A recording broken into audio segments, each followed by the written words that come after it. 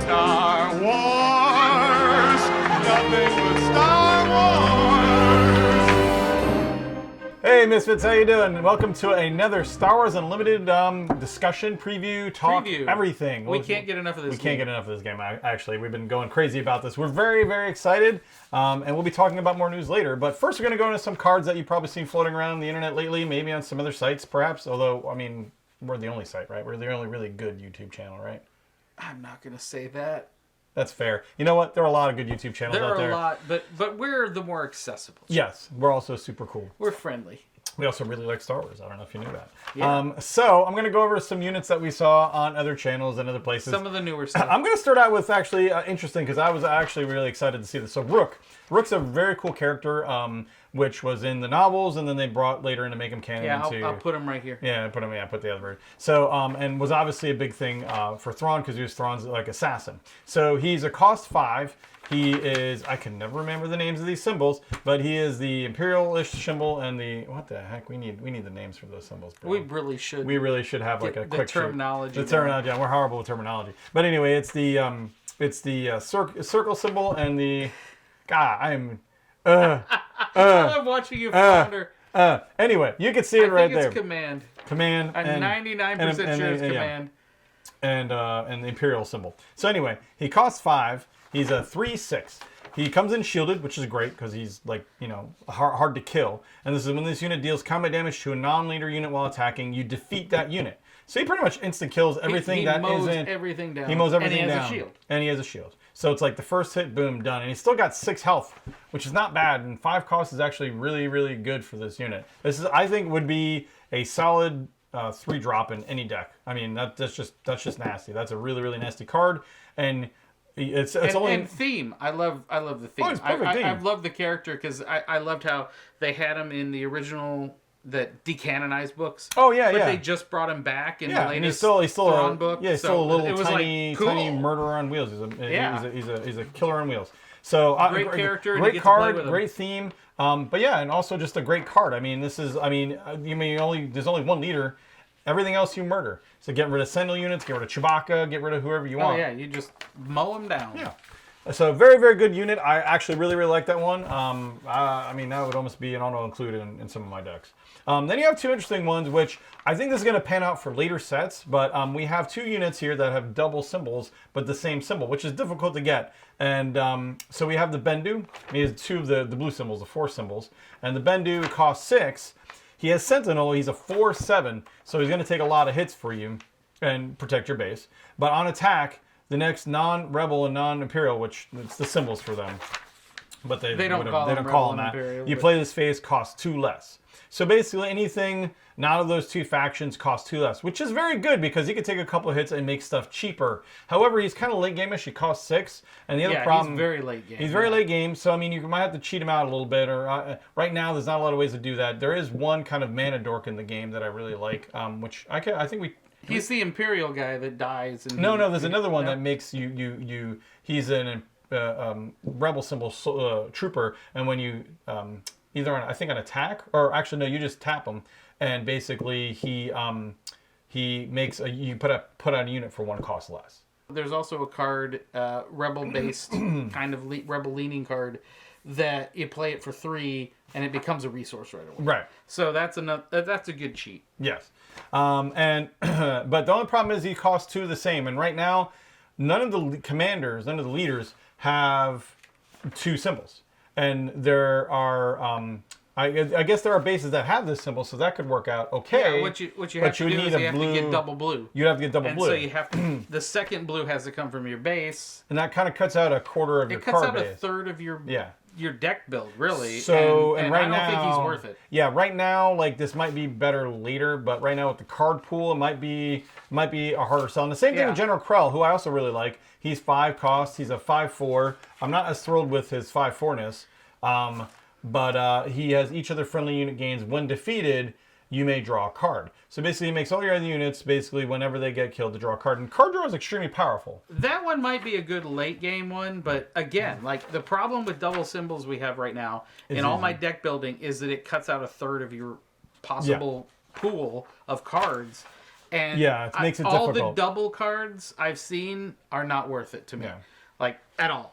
Maybe down the road, cool, but the first set, it's like... And that's kind of what I was saying. Sometimes you bake in stuff for later. Like sometimes you have something in there, and then later down the road, it really pays off. But right Because now, I could find you a 5-cost card that is really good, but has 2 different colors in it, and you wouldn't have to give up a third of your draw pool for your set. Yeah, I like them. I like both. Theming is great. I think these cards will be great right now. Down the I road, think you're right. I think right now with the card pool, a little bit right now, I'm not seeing them being you'd have to design around them. And of course, it's unlimited anyway. So unless you're not competitive, you could throw them in your deck anyway and have a good time. If you want to pay the extra 2 per thing, but like there's 2 cunning ones. There's Bodhi, who is honestly his ability I don't think is worth an extra 2 cunning at all. Yeah. And neither is the I forget what the other one was, but it's just kind of a generic unit that you could put out there, and really double units like this are, at least in the first set, are not worth it. Yeah, not right now anyway. Right now. But we'll maybe see. down the road. But we'll see. I like to we'll get back to this like 3 sets in and see if that's I super cool. don't think it'll take 3 sets. Maybe another set. So maybe. I'm being positive here. They're not bad cards anyway. I think they're okay cards. They're good, but I don't think they're good enough to cut out a third of your. I will say I think I prefer Krell over Bendu only because that you don't have to attack with them. So you will give you constant card draw, and I'm big on card draw. Playing stuff cheaper is nice, but at a 6 cost, that's very late game. So unless you're looking to drop some bomb for a little bit cheaper, when you're looking at 5-6 cost, you're looking. And he's going to get killed anyway pretty quick later. because he's got Sentinel, so they're going to automatically be hitting him. Right, but he's got 7 hit points. I mean, it's only going to take 2 or 3 hits. But 7 hit points. Depending on how many units they have, you might die that same round. It just depends. But you got to devote. If you got 7 hit points, you got to devote at least 2 or 3 characters to attack. No, but my point is they're not going to let him do his thing. If like this at the table, if somebody got him out, I'd murder him. I mean, you have to murder him first. Have to. So I mean, he will die quick. At 7 hit points, it's going to take a few characters to pound him. So that's 3 less characters that are pounding your base. Potentially 2, but yes. But I think I like him better just because his ability's static. You don't have to fight with him to get it, and when other units get defeated, they're just going to die. I would kill him first too as quick as I could, but if you have Sentinels out, he's great with like Sentinel characters or whatever, stuff like that maybe, that get attacked instead of your base and all that stuff. Yes, he can attack non-Sentinel units or your base. So you put him out with some Sentinel units. That's really kind of the idea. You take some guys that are all Sentinel. Well, if you've got they all die other in your card draw and your card draw. If you've got a couple other Sentinel cards. No, but I mean you could keep him alive. Yeah. So like you throw him out there, you put a bunch of Sentinel cards, and they're going to die off. You're going to draw cards off of each one while he just sits there. So it's going to trigger no matter what, as long as you play him right. So, anywho's, that's enough about that. You got some more stuff for us, right? To summarize, double of the same color, stay away from. Let's not say that. Let's just say that it might be more difficult. I will say that. I will boldly say that. You can say whatever you want. We can't say that because if it's double, stay away from it in the first set. We've only had simulations. We haven't had the game in the wild yet. Yeah, so and we need to learn a little more. That might change. Yeah, that might later. Catch me 2 sets later, and I think after the set comes out, after we got our hands on it, we'll talk again. You know what? I will make a deck that has these guys in it, and I'll see how it goes. I will kill you. I will kill you dead because Sabine Wren rocks. I will tell you right now, all of my Sabine decks, I've been playing on the Force net. Let me see her. Oh, she's amazing. And I will tell you right now, the big reason why she's amazing is because she jumps out at 4 freaking she's low cost. resources. Do we have her other side here? Her other side is like a 2/5, but it's still, you can drop stuff on her. And then whenever she attacks, she deals the damage to a base, and then she attacks. I do like the fact that her action is literally just tap and deal damage to each base. She obviously is made, which we're waiting for multiplayer rules at some point, because she's obviously in there for dealing damage to multiple bases. And I will tell you, if you're playing on the Force table... hopefully that's not your own base. No, it is. And if you're playing on the Force table, it's a glitch on the Force table, because every turn, if you're playing against Sabine will tap, and she'll do her damage to herself and the others. And when you do that, it's a bad AI glitch. Right. And I hope they fix it. But it's one of those things that she'll do damage to both bases, And then, okay, well, then I take initiative. Yeah. And, oh, well, you just gave up initiative. Like, if I was playing Sabine in that position opposite me, Right. I would never do the damage because it evens out both. Right. But then I would lose initiative. So initiative is the key in a lot of these games. So the AI on Force Table is a little janky on that. Let's get back to the strategy with her. So she's going to damage both your bases. Right, both So it's of them. really kind of a countdown almost, because you're not even a countdown per se, but you're basically not gaining or losing anything from that. You're literally just whittling down the. So if you're not gaining or losing anything, but in doing that you're losing initiative, that's a problem. Yeah. Because initiative, you can come in the next round, you can do damage first. Yeah. So that's where the AI in the Force Table is definitely she's made for aggro decks. Oh, sure. She is a lot of and a half. A lot of quick damage. I have two different Sabine decks, which is red, yellow, blue, and red, yellow. Kind of Spectre deck. Yeah, well, I've got a Spectre deck. Well, that's why I was talking about Hera, which I'll get to in a minute. But Spectre deck, I have a lot of stuff in it. And it really plays well. Like Sabine's deck that I have two different Sabine decks, and they just tear it up. Especially because she comes out at 4. She comes out at 4, and then you've got another person out there and who can do damage really quick. Yeah. If you're playing a Vader deck, you have to wait to 7. You have to cheat him out a little to get him out early. Oh yeah. There's a lot of buildup, but it's like Sabine. Granted, she'll like get out really 2-4, quick. I think. She'll really get quick. And she comes out quick, and she's boom. Oh, she's 2-5. I'm sorry, not 2-4. But she comes out but she does 1 damage to your base, and then she'll do 2 more. But you throw a couple upgrades on her real quick, and you can drop her 6 damage a base from round 4. She's solid. I have to say, she's my MVP. And if you are playing, especially if you're playing the draft. Oh yeah, draft. Sealed draft and or sealed. such. Draft or sealed. Sabine Wren, if she comes out, you grab her because she is probably the best sealed tournament. So this is your leader choice for my leader choice. If Sabine hits if Sabine comes out in my cards that I'm ripping open, it's like, yes, thank you very much. Number 2 would be Hera. I was going to say. Because Hera's big ability, which is awesome, is that she has all the Spectres. Every Spectre unit that goes into a Hera deck, you don't have to pay the cost overage for being out of color. Yeah. So that's huge. Yeah. Because Spectre characters, there's blue ones, there's red ones, there's yellow ones. Yeah. So she basically lets you use all the Spectre units. So exactly. that's obviously her deck design around that. And it's really good. And she's also a 6 coming out, which isn't that hard. She's you need 6 resources to come out. Yeah. And she's a 4/6 but when you dump again, her, so she's a bit chunky. The ability for her to turn around and pick up every Spectre unit, which are probably dropping pretty quickly. I don't think they're legendary level kind of cards. I haven't looked into all of them, but a lot of them are kind of low cost cards. So if you're able to pull, Chopper. If you get 3 Choppers in your deck, it's great. He's like R2. They're both very either you put Chopper or R2 or both of them in your deck, and they are just out there quick and doing a great little ability. Right. And on top of that, Sabine, her ability when she comes out is good, but her card itself, if you get her as a card, is really good too, because she also does damage when she attacks.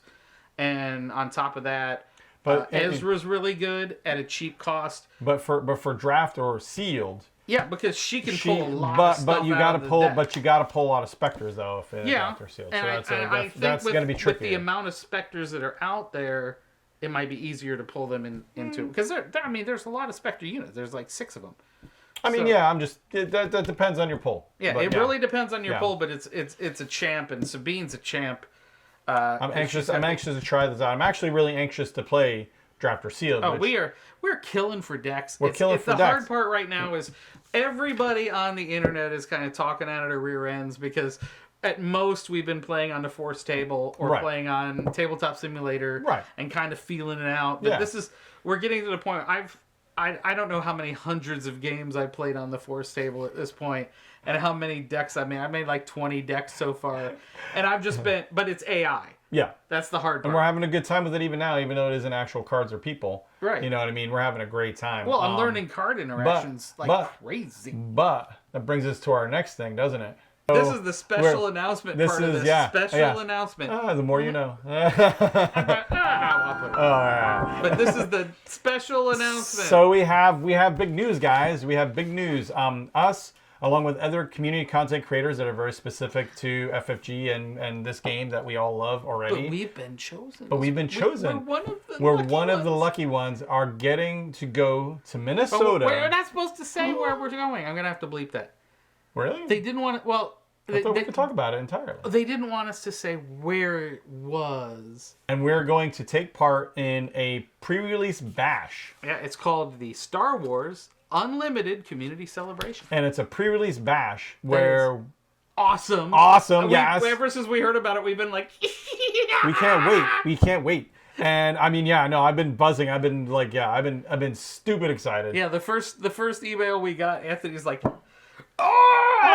My phone blows up. Freaking out. Yeah. Oh my God. We're going to have so much fun. So there's going to be everything there. There's going to be a huge celebration. They're going to have all the designers, of course, everybody from FFG there. But not only that, they're going to have product there. Yeah. Now, we are going to be, there's going to be a lot of surprises. Not just product, but they're going to have tournaments. Yes. Like every style of tournament that they draft can do. and sealed and booster I box don't think openings. we can do constructed because nobody's got anything to construct. No. But they're going to have booster box openings and the whole 9 yards. Like, they haven't even gone into all the events that are going to do, but we're going to basically be spending the entire day playing this game in every way possible. From noon to 5. Yeah.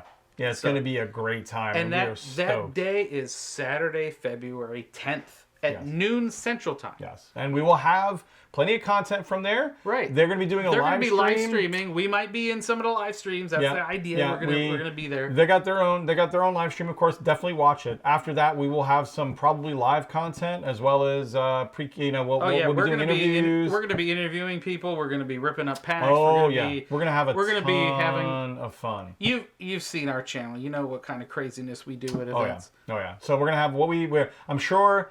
And even after, I'm sure, hopefully we get some booster box openings and things like that. We're going to be talking about strategies. We're going to be talking about the games we play, of course. And then, of course, we're going to be able to jump in with both feet. And we're going to have tournaments like, sealed tournaments, draft tournaments, and we're going to just go, boom, and what cards, let's do this. And what that means is we're going to try to be here, your premier place for Star Wars Unlimited as much as we can be. We're going to be playing I like how that stamp, yes. That's like hitting the buzzer in the game show. We are going to be your Huckleberries for Star Wars Unlimited. We're going to be covering everything. We're going to have booster box openings. We're going to have strategies. We're going to have us smacking each other live on camera while we play some games. We're going crazy. Every possible thing. And then, not only if you follow the hashtag SWU community. Right. That's the hashtag they're going to be using. Yep. They're going to use that for the whole day for their live streams. And then after that, at 5 o'clock Central, we are going to throw out all of our other stuff and get the stuff together and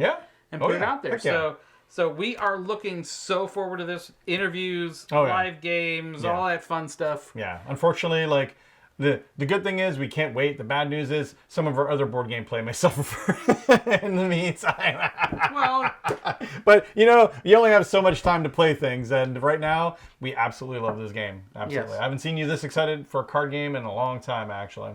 It's good to see. It's good to see. We actually got some card games since Destiny. I think Destiny was the last one that was the last one we really got hard into. Hip deep into. Yeah, we were playing tournaments and everything. So yeah, I'm excited. We're so excited. We're gonna snuggle after this. It's gonna be great. Well, I just want to know which of us are gonna die of the elements. Or are you gonna? I might have to. Cut you open like a tauntaun. Yes, I was thinking the exact same thing. Yeah, I'm just gonna slide you over, just like, and then snuggle up in your guts. It's gonna be great. Sorry, kids. That'll work. Until next time, of course, may the Force be with you. And as always, yep, game on.